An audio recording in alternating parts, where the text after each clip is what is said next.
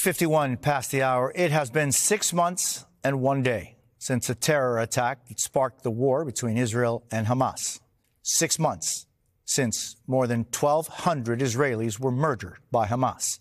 6 months since nearly 250 people were taken hostage to Gaza. Right now, more than 100 people are still believed to be held by Hamas. And over those 6 months, the Hamas-run Palestinian Ministry of Health says more than 33,000 people have died in Gaza. The family of American-Israeli Itay Chen thought he was among those being held in Gaza. Last month, they learned from Israeli and American officials that he was killed on the 7th of October. Joining us now is Ruby Chen, Itay's father. Ruby, thank you for being with us. I've been thinking a lot about you and your family these days. 6 months and 1 day since the massacre. We thought we'd be doing this. Yeah, we thought we were doing this for 6 months. I was just thinking the first time I met you was 3 days after the massacre. I just want to know how you and your family are doing today. Not good, Jose.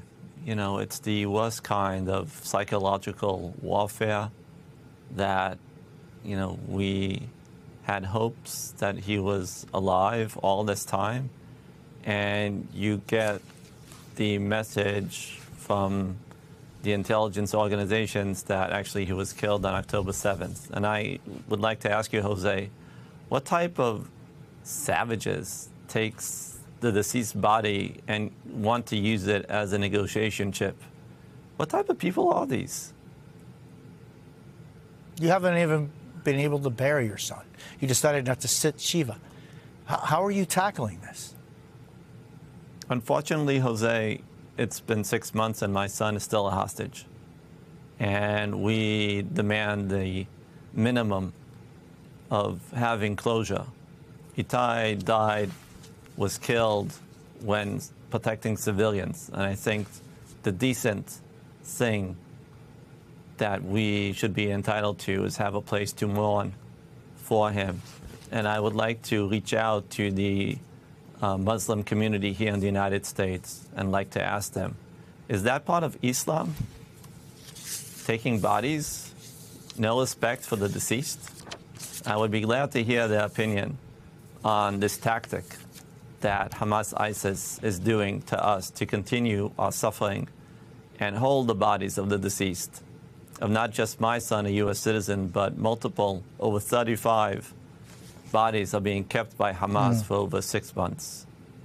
You know, Ruby, there's been so much, there's been so much death since the 7th of October. There was so much death on the 7th of October, so much death since then, including just recently 7 World Central Kitchen aid workers killed in Gaza last week. Ruby, how does this end? I think the equation of this has been on the table from day one. And my son joined over 40 U.S. citizens that were killed by Hamas. And it needs to end with the release of the hostages that will bring on a ceasefire.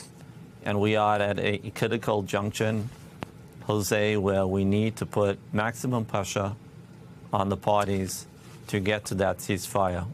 The U.S. families, hostage families, are meeting today, Deputy Secretary Adeyemo, to understand the level of sanctions, financial sanctions that are putting on the Hamas organization and its leaders and their families, to make sure they understand they do not have a dime to their name, as well as meeting later today National Security Advisor Jake Sullivan in order to get from him also an update where I think he enjoys getting our perspective, the families themselves, and where we are.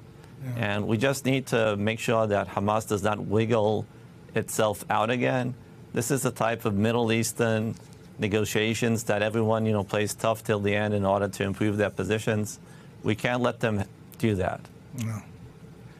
Ruby, I can't thank you enough for being with us. I know that hourglass that you have and that you take with you means so much and in so many different levels. There's no more sand left.